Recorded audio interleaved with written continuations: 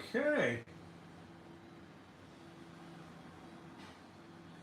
Everything seems to be looking good as far as camera goes. Good stuff. There we go. Okay. I can see it. Oh, I have. Okay, so first off, hey, how's it going? Retro Coyote in flesh. You've probably seen me before, though without the beard. Hey, what's up? Uh, T3R1. I'm just gonna call you Terry. Hey, Terry. Yeah, man. So we are doing a live stream today because I'm trying to get back into live streaming, and I wanted to do more suit-related stuff. So we're giving a shot at this. We'll see how it goes.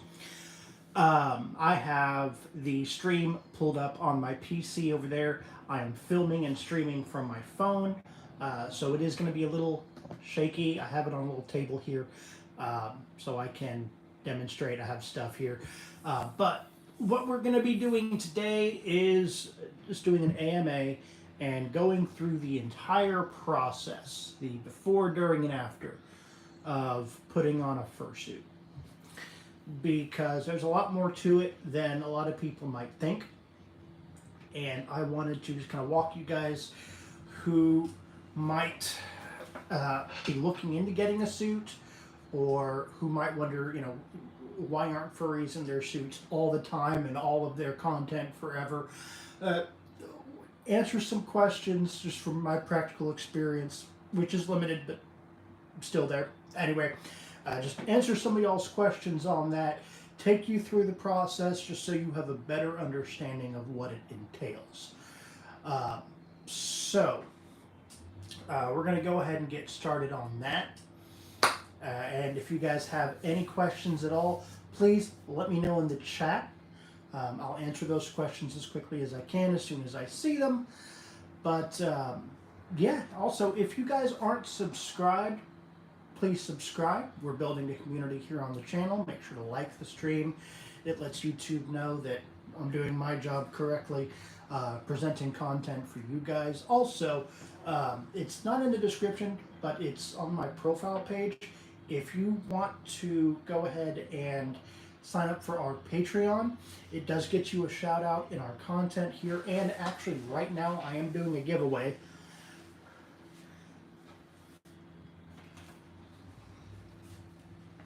Yeah, let me go ahead and grab it here. Hold on.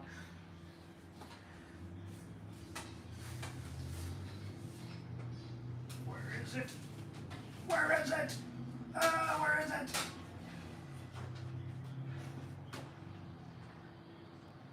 Okay. Yeah, that'll work. In a recent video, we did a experiment of sorts to create a fursona from one of the weird little plushies you get out of a claw machine at a Walmart. Lucky me, I managed to get this guy from a claw machine.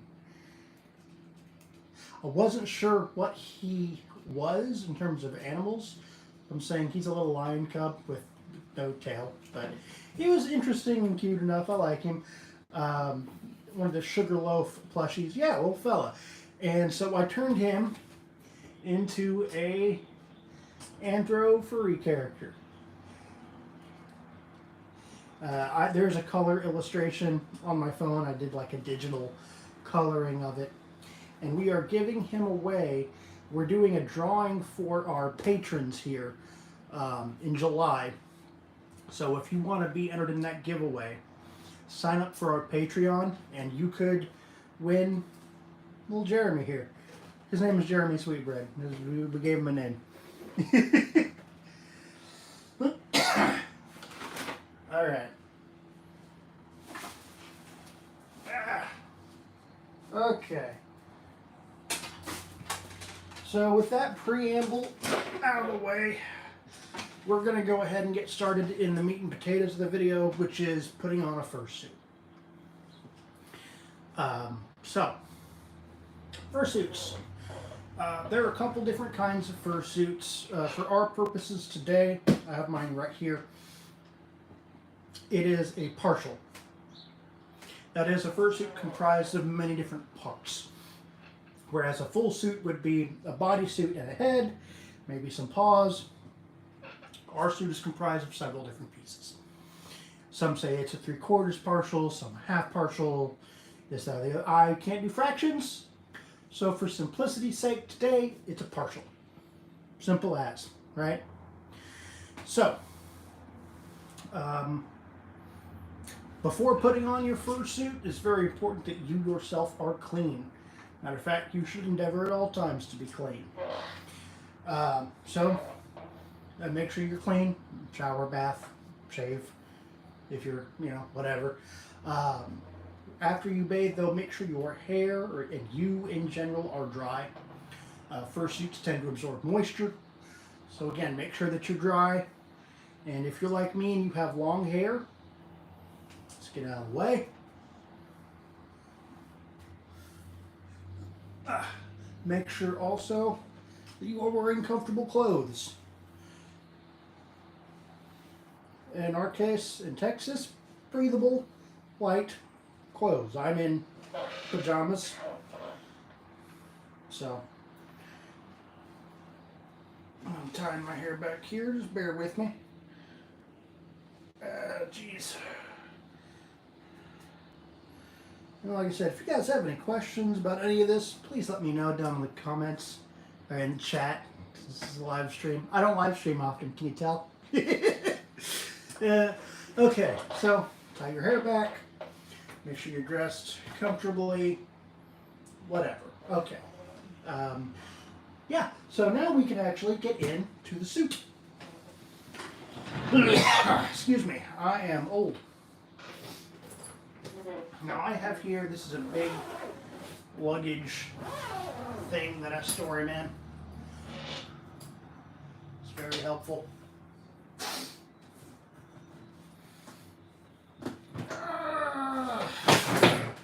Oh, it is heavy. Now when I go to conventions, I carry him around like a bag, like a big old canvas bag. I don't pack him away.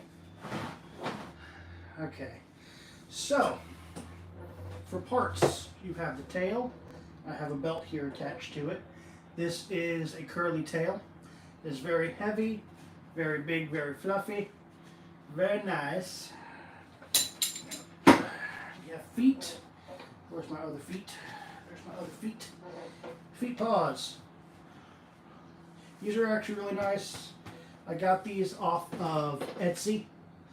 The name of the seller escapes me, but I think they also make shoes, so you can do outdoor.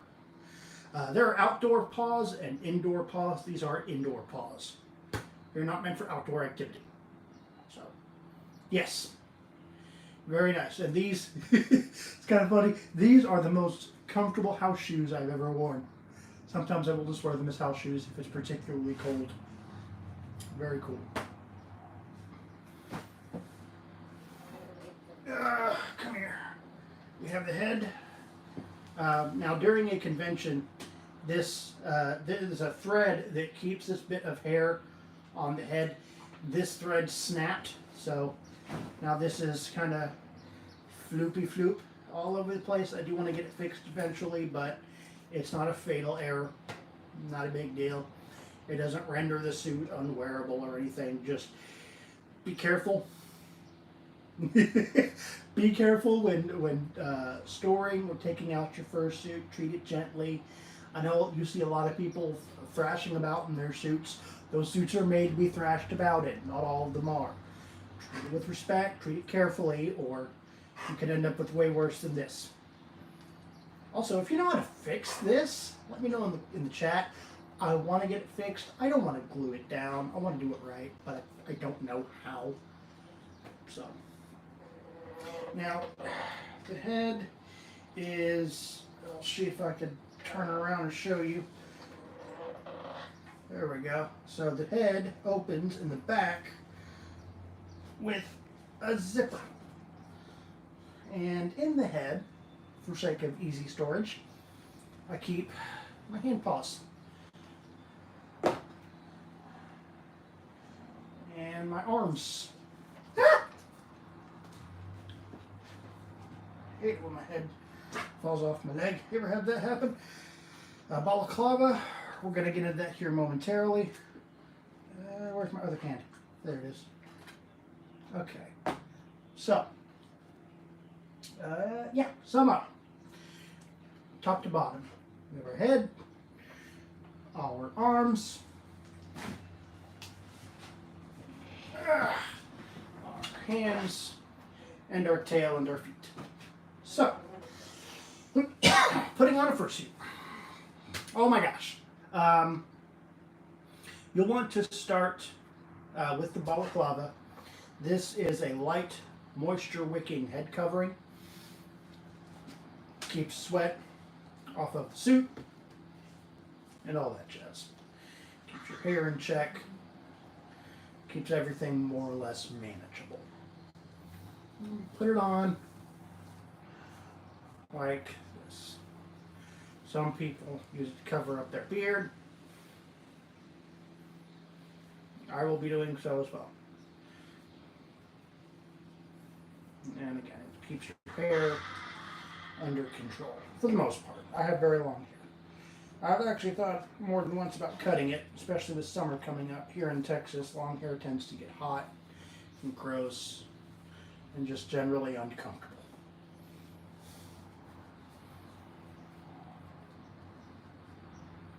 Sew it down. Yeah, there's a certain way to do it. I don't know how to sew, and I don't want to risk messing it up even more. I'm probably going to reach out to Lemon Brat, who are the ones who made the suit, and say, hey, how do I fix this? What do I do? Do you have a tutorial or what? But yeah, it was kept down by thread, so it was originally sewn down Jello. So I'll figure out how to. I'll figure it out. Like I said, it's a small problem, and I'm sure it can be fixed. It's going to take some doing on my part. It is what it is. Okay, so we have our balaclava on, right? Easy peasy lemon squeezy. And our hair poking out the back. We're just going to tuck that back, sure, whatever. Okay. So putting on the suit proper, I like to go from the bottom up. It makes it a lot easier. The fursuit head. Yeah, absolutely. Anything, man. It doesn't have to be strictly about fursuit stuff. Ask about, if I know, I can answer. Always, man. Go for it. Okay, so starting at the bottom, the feet. So, like I said, they're basically just house shoes. It's pretty easy stuff. Now these paws do have like a little interior sleeve for the feet. So I'm going to try my best to get it in there. I am wearing very thick wool socks for comfort, because they are very comfy. I got these for Christmas, and I asked for more. And I was like, yes, fancy socks, so comfy. Okay.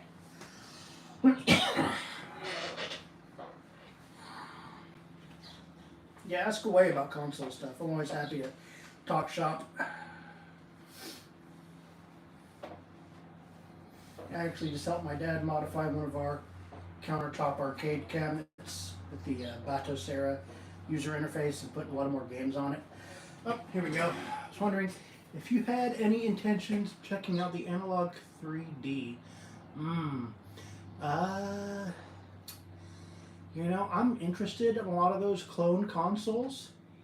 A lot of them are pretty expensive, but with the Game Boy, my biggest gripe about the Game Boy clone consoles, and you guys can tell me if you're more familiar with them than I am, but I really want one with the Game Boy link cable connectors, because the Game Boy SP, Game Boy Advance, the Nintendo portable consoles, let's just call them, I use those to play Pokemon. They've always been Pokemon machines for me, and I use them to battle, trade, whatever. That's what I do. So any any Game Boy, any clone console has to be able to make use of the entire experience. Okay, cool. Then yeah, I'll certainly take a look. They're worth taking a look at if they're reasonably priced. Absolutely. I mean, shoot, they got to be cheaper than some of the stuff I'm looking at on eBay. Because I really want, back in the 90s, when Gold and Silver came out, when they were the big things to have, they had special edition Game Boys that were like gold and silver, and along the bezel on the screen had like little Pokemon, Pikachu, Pichu, whatever, on the screen. And I really want one of those, but they're really expensive. So. Uh, but if the quality of the analog pockets and all that, if those are good enough and cheap enough, then they might be something I'll look at. You have to partially assemble it yourself. Okay, cool. That could be fun. I've also seen like from they have ones like the Pow Kitty, I think it's called, or something like that. That's actually pretty good. But anyway, so we have our feet.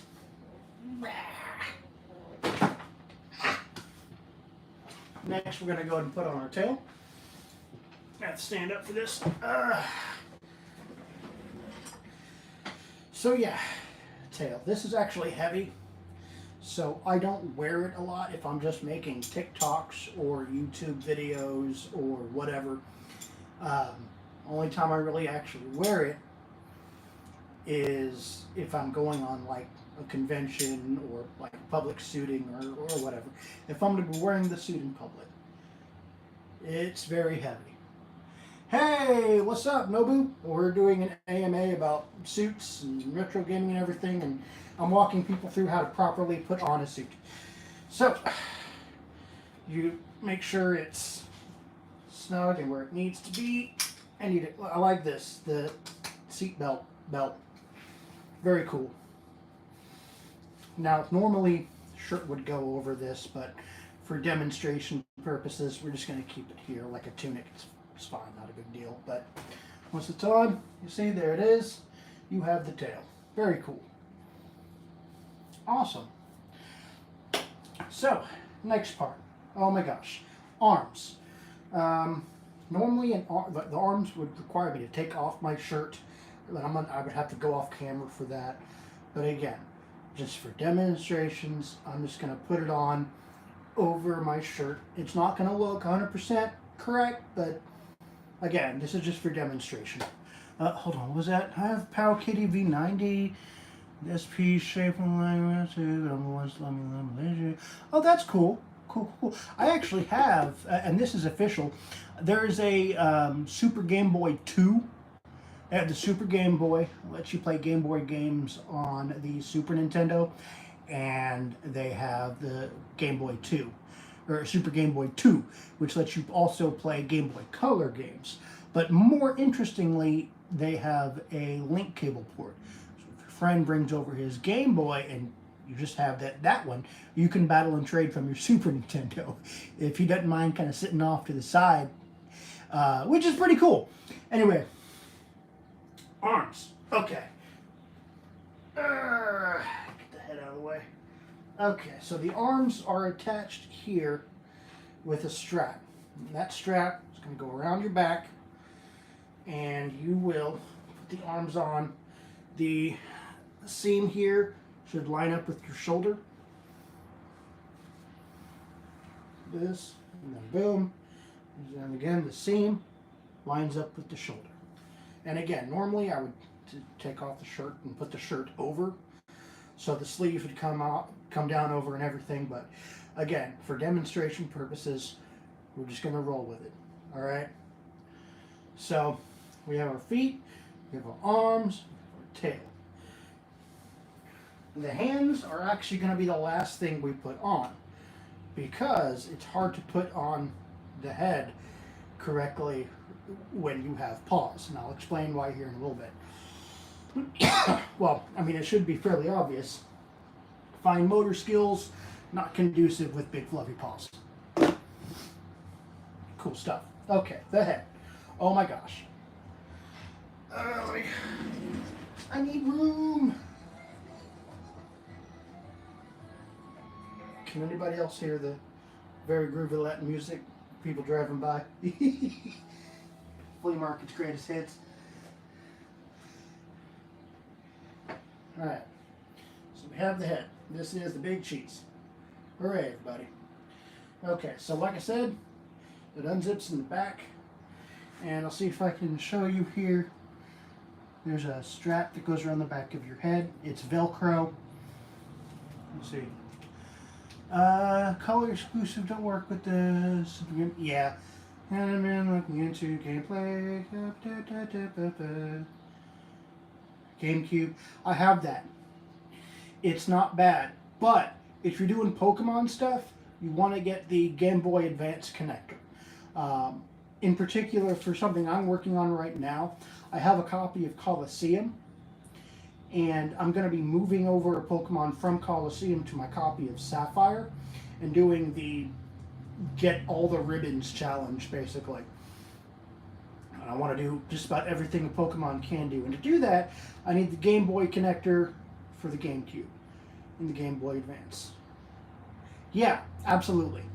It is. It is pretty cool. So, and I'm gonna see if I can kind of give you guys an idea of what the visibility is like. You're seeing out of these, so visibility is pretty limited.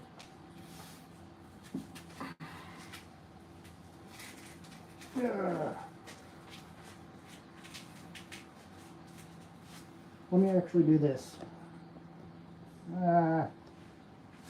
Okay, yeah, that's much better. Okay, so make sure do this. Zip it up in the back. I don't know how much of this you're able to see. My back's turned. Okay. Hooray, everybody. So, my visibility is limited. I can see out of my eyes. That's why when there is someone talking to you in a suit, you'll see them looking at you from an angle because they're looking out of their eyes. Visibility is really limited. Also, sound is limited. I'm having to talk through this whole muzzle. This is a lot of foam. I'm wearing like half of a couch on my face. So not only does it hamper my ability to see you, it hampers your ability to hear me. So, I have to speak up a little bit. I also have to emote bigger because this face doesn't show emotion. Okay, next, and this is the last bit we put on our hands. Now these paws are not made with left or right hands in mind. They are either or, which is handy. Pardon the pun. Pun not intended, just that time. I usually intend puns, but not this time. But yeah, these are just hand paws. And when you're putting it on, you want to do it like middle two fingers, like this basically. And you want to put them either over or under the sleeve, which is easy enough to do with the first paw. Okay, very cool. But not so much with the second.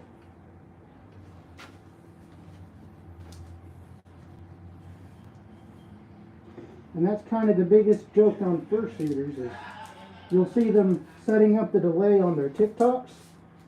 Like it's a countdown and they're trying to rush, put on their paws, and then the video starts and they're like, oh, yeah, whatever. So, here we are. It's on. We have our head, paws, arms,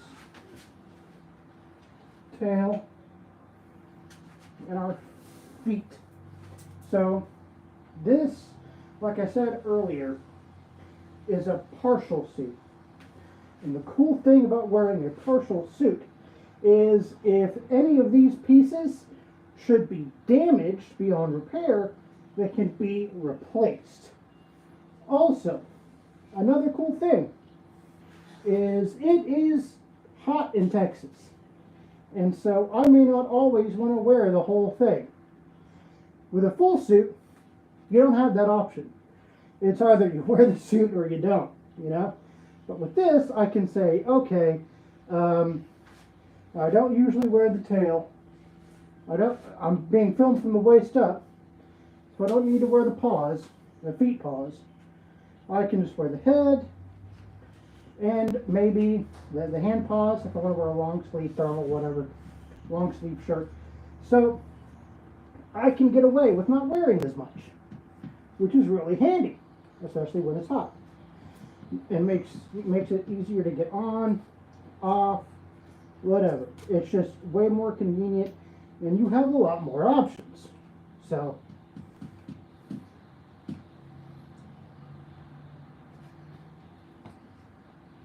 my dog's fine with the toy. She's fine. Anyway, so yeah, putting on a fursuit. There's a lot to it. Oh, also, since I brought this over here to show you guys a little couple of extra things here that'll help you out. Now that you have your suit on, oh my gosh, grabbing stuff with your paws is going to be difficult. Like I said, fine motor skills not existing. Oh goodness, what fell? Okay, that. So this is where you put on your con badges. Actually, you probably want to do this before you put on your head because I can't. So put your con badges on before you put your head on. Hold on. So I made a little badge for myself here. It's very slapdash, but it is what it is.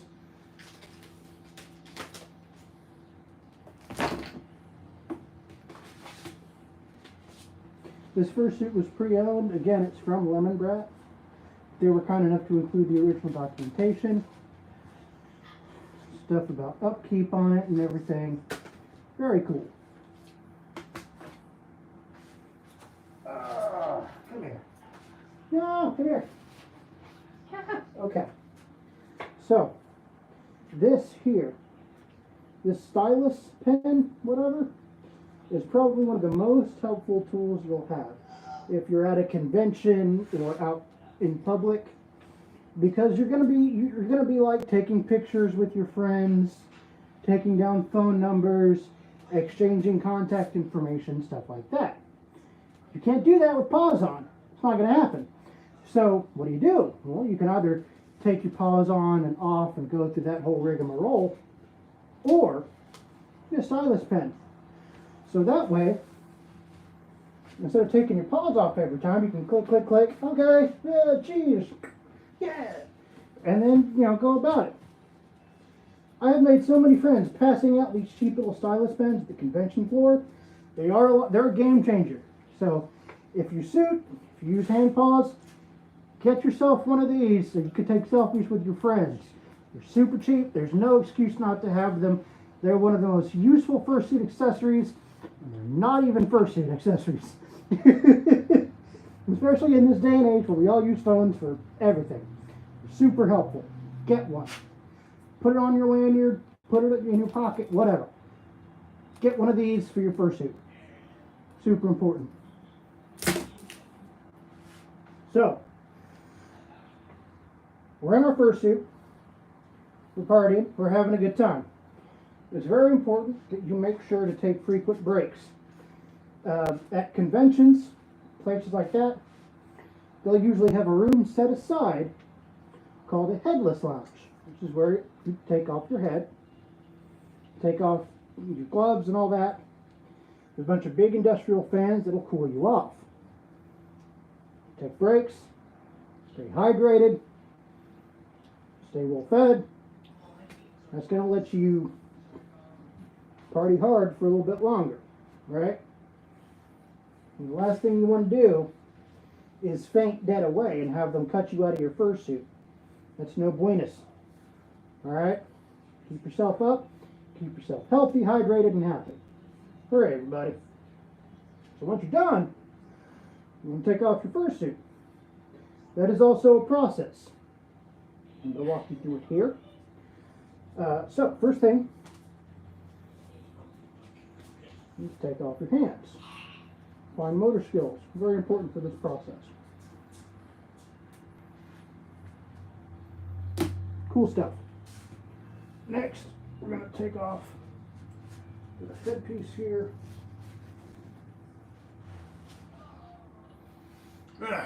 All right. Now we're gonna. Here he is. We're gonna put him down here. All right. Next, so I can sit down, I'm gonna take off the belt.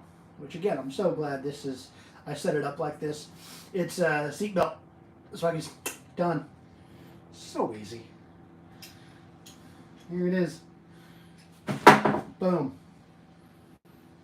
I'm gonna take this off.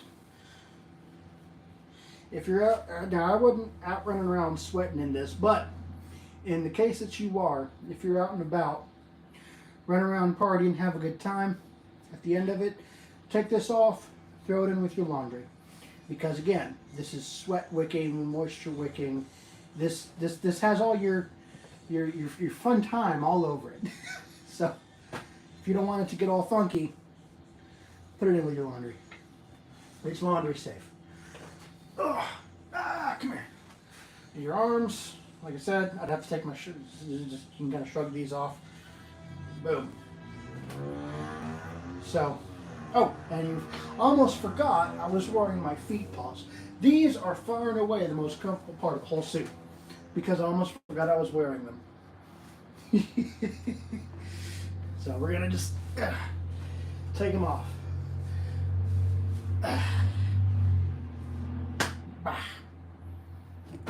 All right, and yeah. Whew. All right. Grab a camera here. Storing your fursuit. Very important. You want to avoid doing what I did and not being careful, because again, that's how you end up with problems like this. Don't be me, be better. So for me, what I like to do is I like to take all the small parts, the balaclava, like the hand paws,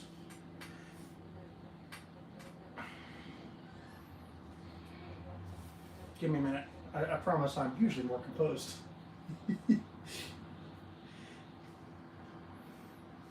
Four Sword Adventures. Couldn't find enough people. Oh, yeah, that's gonna be the case with a lot of retro games, man. A lot of them are not only rare, but very expensive. So unless someone's got their collection stashed away somewhere, they can go in and be like, oh yeah, let me climb up into my attic and dust this off. If you're wanting to set up a big multiplayer thing, set it up like a party. You know, buy all the copies or get the controllers, set up a 4-player game like Mario Party is a good example. And I got my dog here. Gaia saying hello. Hello, Gaia. Yes. Gaia, I love you, but I'm doing a thing right now. Yes. Hello. Okay. Thank you. Good girl. I'm doing a show. I'm doing a show. No. Go lay down. Go lay down. No, don't and then immediately come back. Get the phone. Leave the phone alone. No. Quit being dingus. No. I love you. Yes, I love you so much. You're a good girl. You're really attention needy. You're such a needy baby. You're such a needy baby. You're the neediest kid. Okay, go lay down. Go lay down. Go. Go lay down. Okay. Well, there she goes. Okay. That's my dog, everybody. I love her. So, anyway, we put our balaclava, we put our hand paws in here. Where are they? We can also put our arms in here. Like I said, it makes it way easier to store. Roll them up. Arms. Don't stuff it in there. Just kind of put it in there. Don't push. Never push. Because again, don't do what I do. And break it.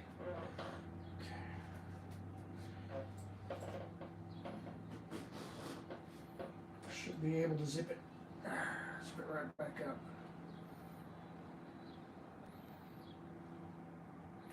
So there's usually some fur in the way, so it might take a little bit of doing. Yeah, hawkeye. So yeah, in this we have our gloves, our arms, and our balaclava. So we basically have a partial and a head. Cool.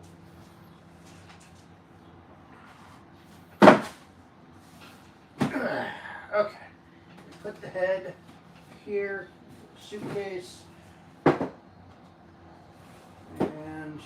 we can put the tail here on the neck, and the feet can go here. You can't really see, but okay. I'm gonna grab you, and I'm gonna show you how I pack it away. So you can see it's all kind of packed away nice and neat. Whoop, very cool. Let me set you back here on the little tripod I got. I swear, this tripod, best $3 at Goodwill I ever spent. So convenient. Okay. And with that, close it.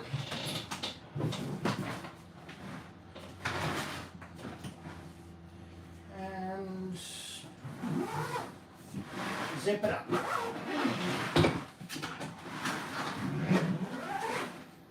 Now these large luggage suitcases like this can usually be pretty expensive and hard to find. But they are far and away the best way to keep a fursuit. If you want something perhaps a little bit cheaper, you can go with large plastic crates. Those work too. But if you travel with this at all, one of these, it's got the little, so we got wheels. It's great. It really is. If you're trying to get one of these on the cheap, good luck. Check places like Goodwill, thrift stores. You might get lucky, depending on how big your fursuit is. But yeah, so we've now taken off our fursuit. We've prepared to put on our fursuit, taken off our fursuit, stored our fursuit. And we put it away. Ow. My butt. So pretty easy stuff.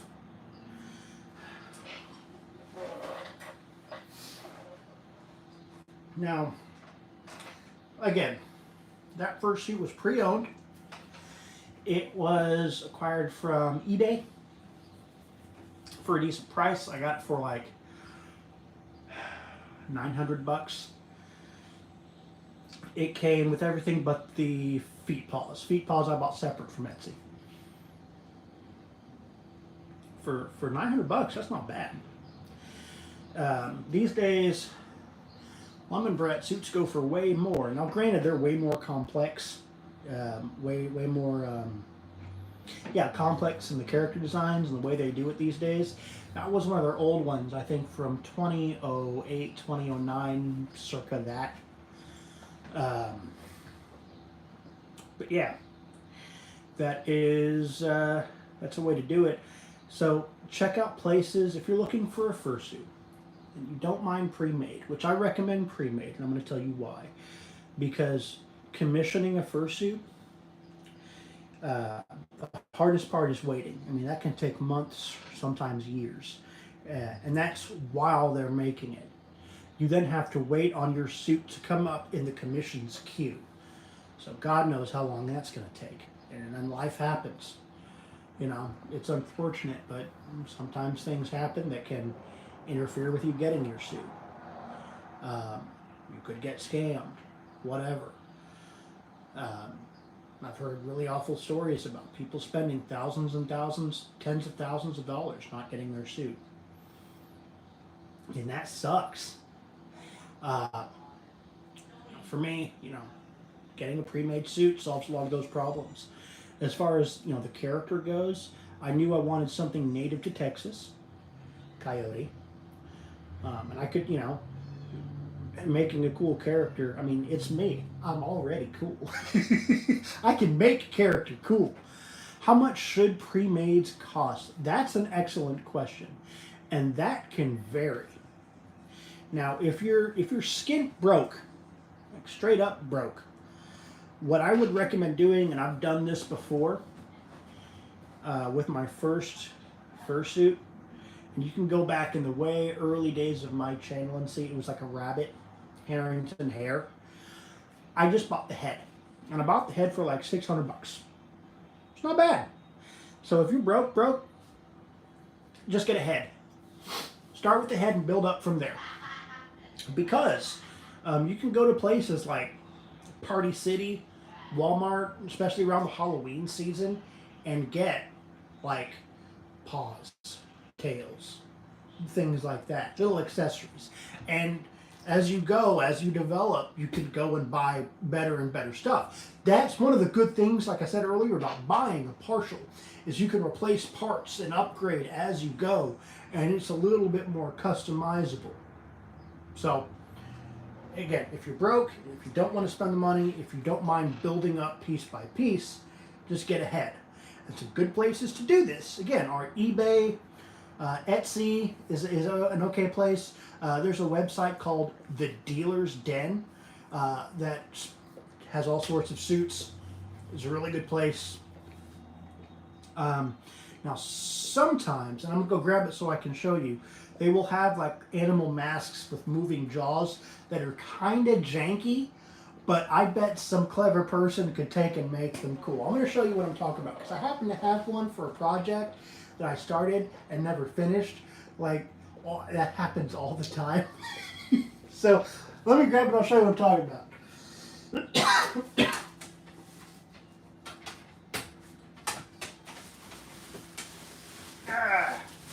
Okay. Don't fall.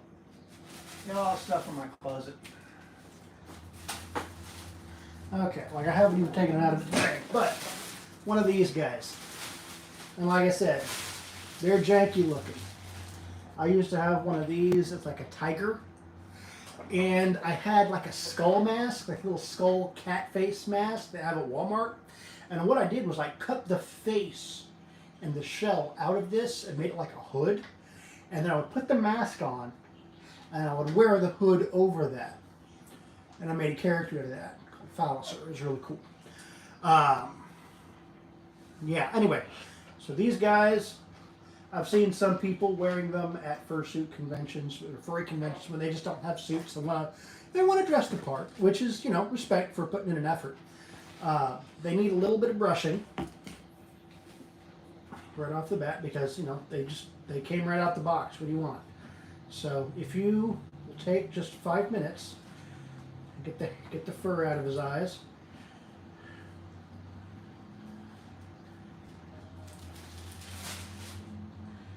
Just a little bit of brushing can make it look not quite so god awful. It'll still look awful. I mean, it's a cheapo depot costume, so temper your expectations.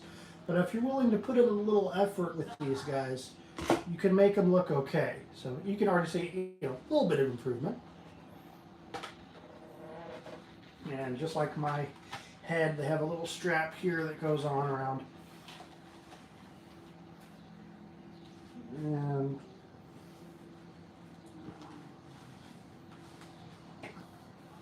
you could stick this under the shirt.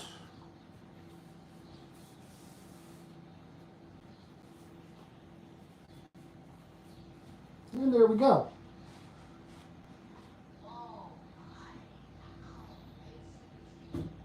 They have teeth. again, they're not good. They're not good at all. But if you're just starting out, if you're wanting to get an inexpensive fursuit experience, and say, is this for me? I want to try it out. You could do worse with it. These Maskimals, those little big plush heads you see in the bins at Walmart, I've seen some people take those, and again, with a little bit of work, turn them into something cool. So, I actually talked about those again on my channel. So there are ways to build a fursuit out of pre-made parts for not a lot of money and a little bit of craft. And if you're strapped for cash, if you're very young, if you're just starting out, I recommend doing that. Build a character. How do people price it? Oh, okay. And again, that really, I hate saying it, but it does. It depends. Like, for example, I used to take some of the dinosaur heads from Jurassic Park, the masks you get at the store. You know the ones I'm talking about, right? I put some basic buckram, like the little mesh eyes in there, and I painted the mask up as like a character, and that's it. That's all I did. Now that took a little bit of time, a little bit of work. For something like that, for just a mask, 25, 30, 45, 50, 25 to 50 bucks, depending on how much work you put into it. If you're adding a hood to the back of it, horns, scales, the more work, the more elaborate work you do on it, the more you're going to price it for. And that's, again, depends. If you want to get into fursuit making, which is what it sounds like based on the questions you're asking, there are some videos out there by I think they're called Pokari Roo, if I'm getting that right. Pokari Roo and several others like Mugiwara Cosplay has some good video tutorials. I don't know if she's still around, but Nefertiti, she started out doing the dinosaur masks, and then it just went up from there, and now she makes these entire awesome like dragon dinosaur suits that are absolutely amazing. I've seen people do incredible stuff with those masks, like build whole suits around them. And like I said, a little bit of time, a little bit of work goes a long way. Just what are you willing to put into it? What are you willing to learn? So, yeah, it's a good way to do it.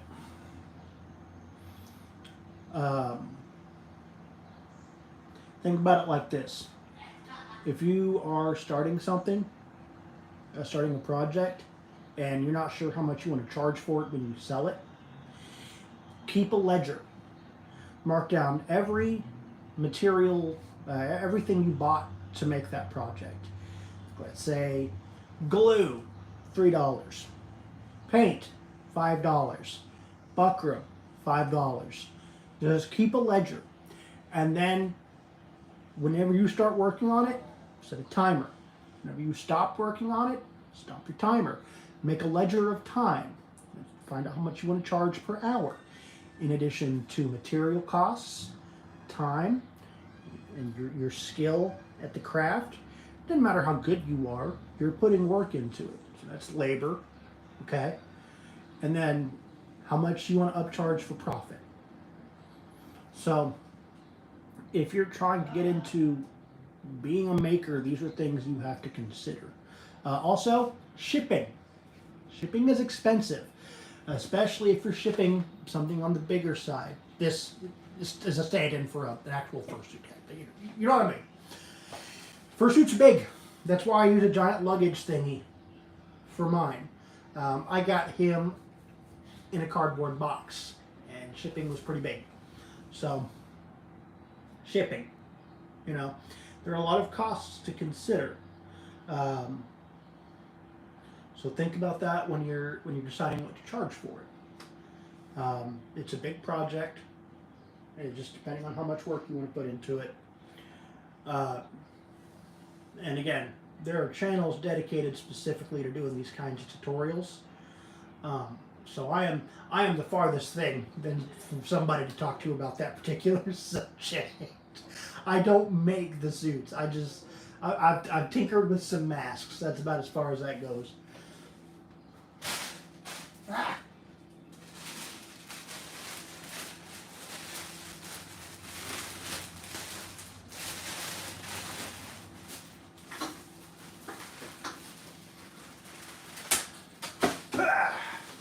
It's falling.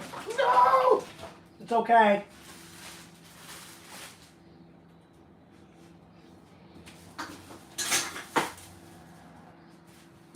My closet's very cluttered, so stuff just falls down. I'm fine. Gravity and I had a disagreement. But yeah. Oh man. So, you were asking about console stuff. Look into, they have clone consoles that are really good. They play multiple game consoles. Like one I have does Sega Genesis, Nintendo, Super Nintendo. And I can set it up to do at least 2 or 3 other consoles with different attachments. Like, there's an attachment you can buy from, I think it's Super 8 or Retrobit that lets you play Master System games. Get the Super Game Boy, Super Game Boy 2. Boom, there you go. And when you start setting it up, you pretty much have an all-in-one, to an extent, console that plays everything from the 8 and 16-bit eras, which is really cool. It's good to have. It really does save on space, especially when you live in a shoebox apartment like we do. Want to sell, has ears like a foot tall. As someone who used to be who used to be a rabbit, I sympathize. Yeah, like I said, depending on how the ears are built, you might be able to push them down and just say, hey, look, to ship this, I had to put the ears down. If you want to correct them, just give a little bit of time, here's what you do. Also, or look into a larger box. Like, there are, like a box for a mini fridge would probably do it.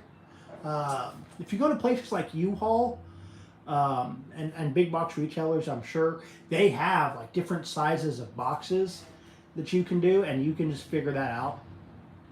You set different foam and packing material in there to protect everything. There's ways to do it, but yeah, I definitely understand.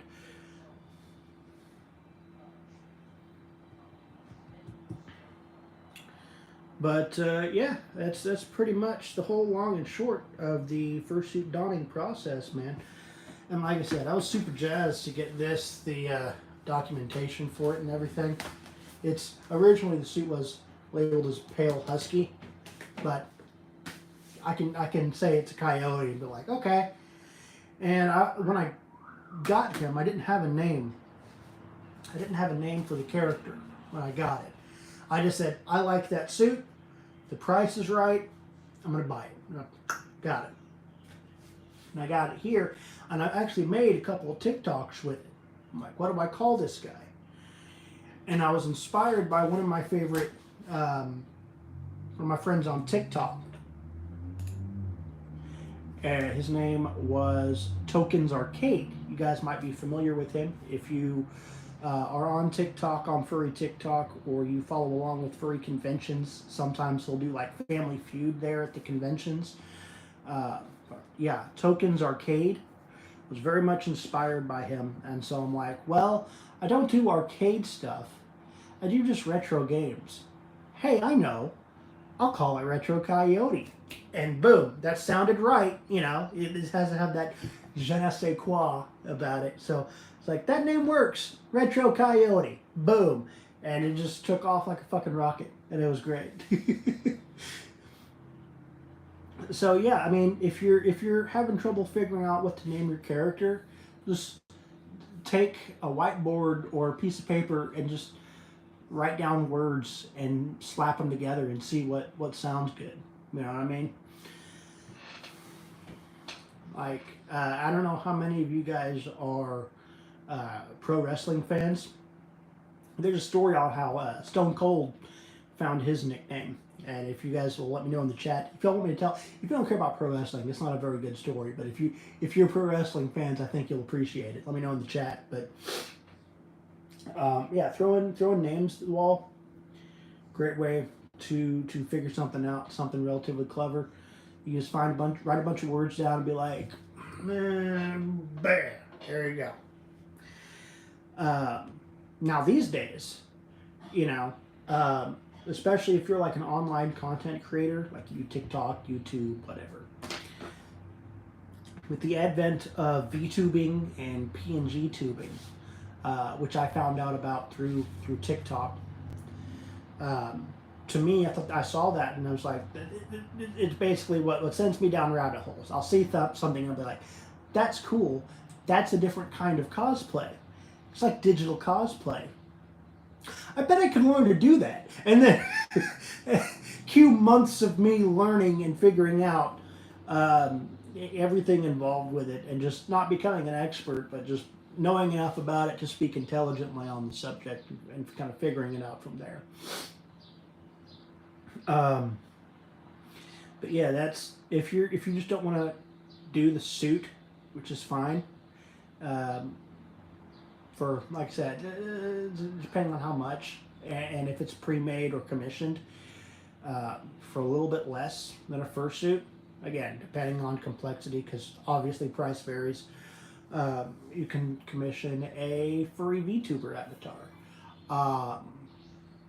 Whiskey Dingo has a pretty good one, and there are tons of others, whether you want to do 3D or 2D, whether you want it to be a VR chat model or live 2D, whatever you want to be doing, and you know how much you want involved with that process, you know, different things it can do or whatever. So if you're not wanting a physical suit, you can certainly set yourself up digitally with a little avatar. That is just basically a digital fursuit for like, I hate saying it, it's a digital fursuit. It sounds very cryptocurrency to me. But it is, it's just digital cosplay, which is super cool.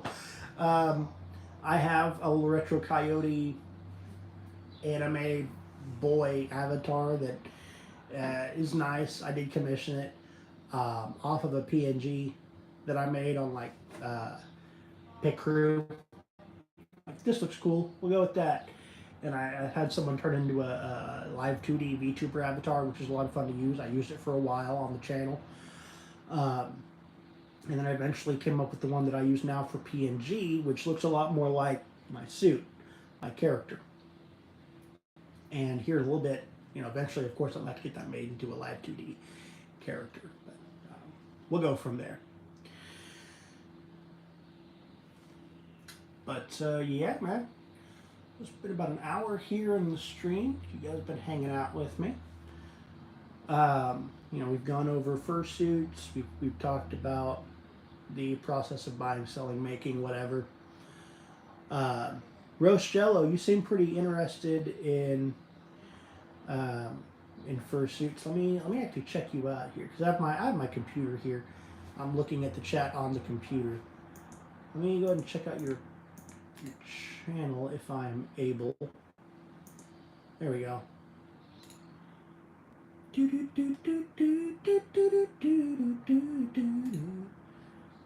Okay. Oh, that's really cool. Okay. You do warrior cat stuff. I heard of warrior cats. I never really got into it. There we go. I just subscribed. Check out Roast Jello. Very cool. I know enough about it to know that it's popular. That's about it. And a lot of furries are into it. That's cool, man. Definitely. And like I said, there's a bunch of different ways to do it. It depends on what you want to do. Oh, also, let me know if you want me to document the process of transferring my Pokemon from Coliseum to Sapphire and doing the stuff there. I'll find a way to film it on the Game Boy. I've seen kids do it. It's so clever, man. Because kids are so freaking clever these days. They got such rad imaginations. They set it up like in a cereal box, and they film it from there so it focuses and it looks a lot better. Like that's so clever. Like that would have never even occurred to me. Like whoa. Uh, I love that kind of stuff, man. But anyway, yeah, I can definitely because I'm probably going to do it today. Um, Transfer them over, and then from there I'll be taking them to like in uh, what was I saying? In like in Sapphire doing Pokemon shows, maybe seeing if I can do the Elite Four. Basically, get them a bunch of ribbons, and then move them on to the next generation for the DS, and then up, up, up, up, up, up, up, eventually putting them into Pokemon Home. I think that'd be really cool to have a Pokemon that kind of went on that whole journey with you. You know what I mean? Obviously people say, oh, well, about the first couple gens, and that's true. Problem with Gen 1 and Gen 2 is Game Boy games can't talk to Game Boy Advance games. They speak two different languages, for lack of a better word, understanding. They're kind of trapped in that kind of Pokemon Stadium N64 world. 3DS to home. Yes, you can. I used to have home on a 3DS. So it can be done. It's a process. Someone has done it through, I think, like they use in like for like Dream World or something. And like when you get to the 5th or 6th generations, it gets kind of weird. Private servers and everything, because a lot of those services in the older games have shut down. So when you get into like Dream World, you run into these problems, but there's ways to circumvent them. Speaking on that, I was talking about the first couple generations of games. Someone is working on some software right now to allow you to trade from your first couple of games, like Red, Blue, Yellow, Gold, Silver, Crystal. You take those guys and trade them up into the Game Boy Advance games. And from there, you're off to the races. So you just all through like every single game. Is like get a Gen 1 guy, take him through every single game. How crazy is that? That's so cool. I love it. Yeah, man. That would be amazing. I'd love to do something like that. But let me know if you guys want me to document that process or talk about it or make some videos on it, because that could be a lot of fun. But yeah, man, that's something we could definitely do. I'll have to look into the best way to film it, because it's going to be kind of janky with the setup I have. Filming, like I said, filming the SP, but we'll figure something out. I've done it before. It's just I want to see if I can do it well. Cartridge dumper, yeah, people do that, especially when they're swapping out the battery in there. They'll stash their save on a dumper. Just to back up everything so they don't lose their guys. They'll swap out the battery, dump the ROM back on the cart, and go from there. Those things are so helpful. Oh, man. Just saving stuff so I can use it, but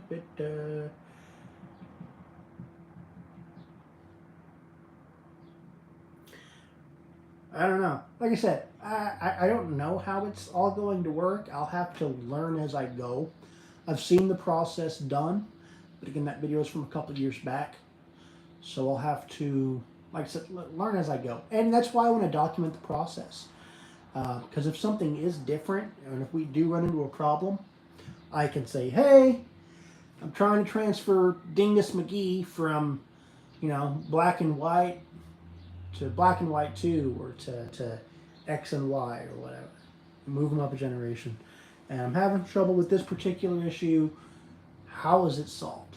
And I can look through the internet and find knowledge from there and share that with you guys. Say, well, I was having problems with this. Here's how I fixed it. Here's me doing it. Boom. Well, Nintendo wants a lot of things. And Nintendo likes to be an old man about a lot of it. They don't like their fans to take stuff into their own hands. That's par for course for Nintendo. which is why I was a Sega fanboy growing up. But like I said, where legitimate means are unavailable, the fans, the pirates, the hackers will find a way. They will find a way. One of my favorite anonymous quotes is, "You cannot win a war of information against the internet itself." And boy, have I found that to be true. Because I'm 34. I've been around a minute throughout this whole internet thing, and every attempt to curtail any kind of freedom of information or freedom to travel the internet, whatever, every one of those measures has been shut down, or basically the internet itself has come out and said, no, if you do this, we're going to find a way around it. And we're going to make your life a living hell.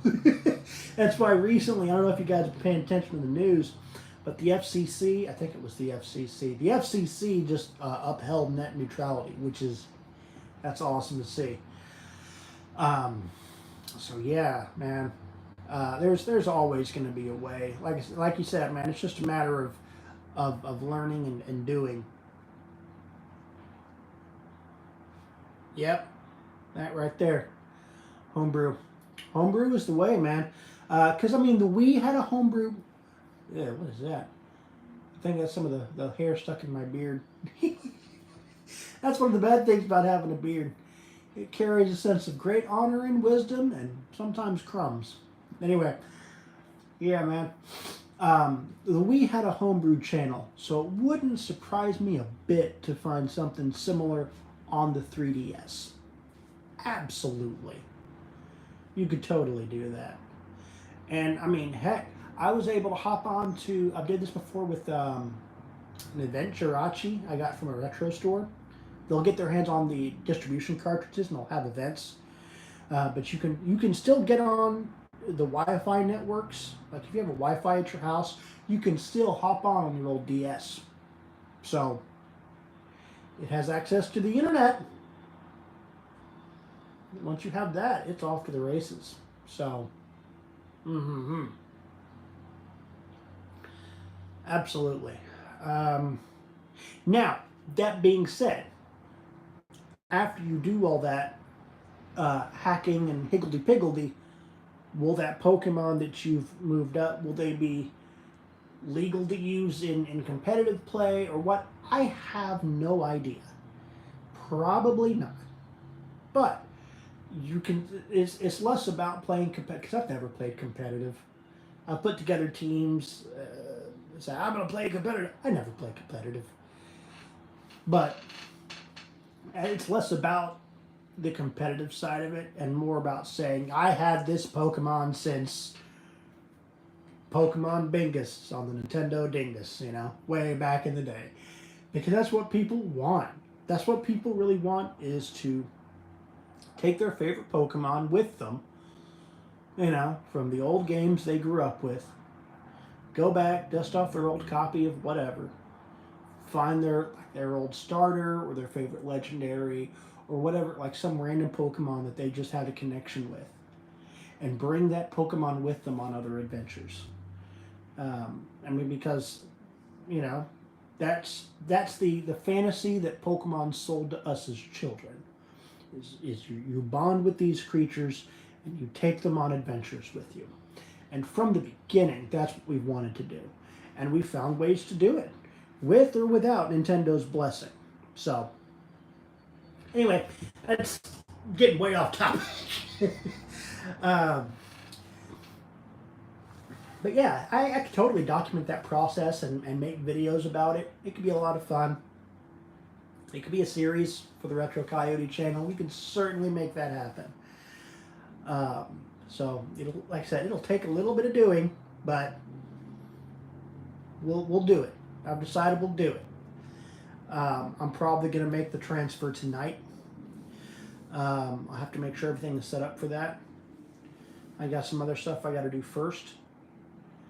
But yeah, I'll definitely get everything filmed up tonight with the transfer, and we'll talk about it, and that'll probably be next week's video. Maybe make a couple shorts about it. definitely. Now look, y'all got me excited to do this.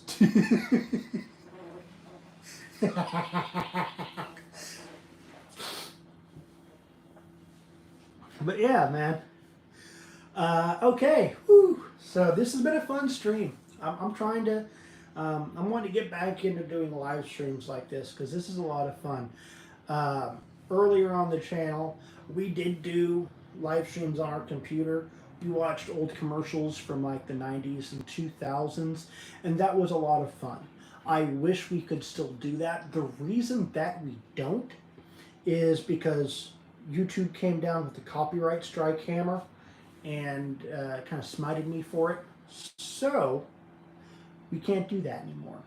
As fun as that would be, we can't do it. And I think even Twitch, because I said, okay, YouTube won't let me do that. I'll go over here to the purple place and I'll do it on Twitch.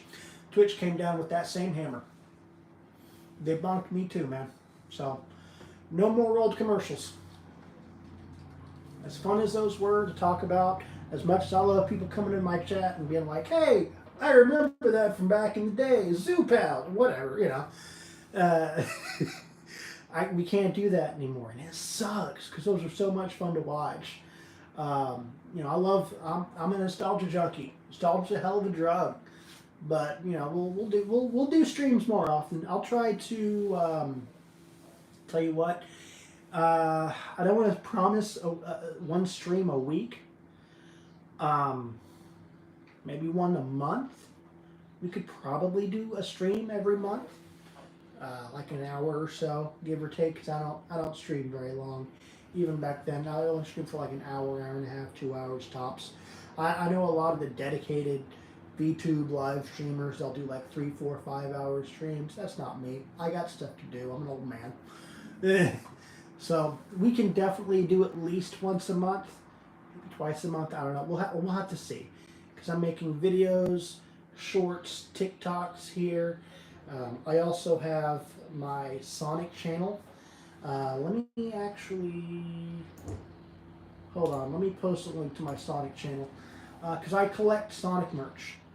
I'll show you my collection here in a minute. Hold on.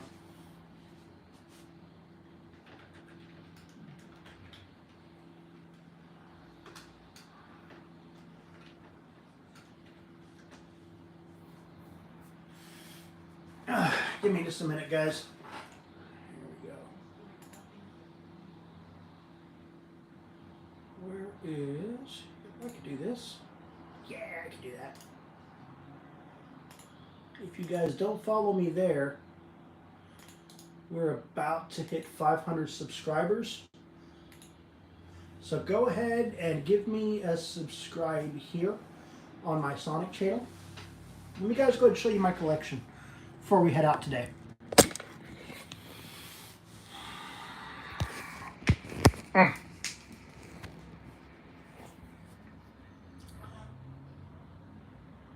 And my room is a little bit of a mess, so no judging. I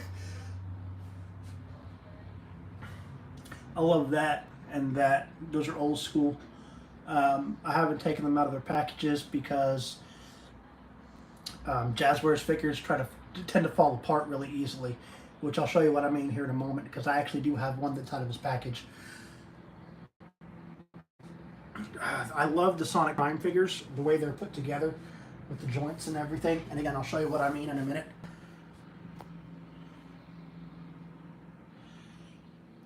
I do have a really extensive Sonic collection. A lot of the smaller figures over here. The playset Switch. I did an unboxing of both of those on my Sonic channel. So if you want to see me giggle like a little kid, it's just how fun they are. Definitely check those out. Those were fun.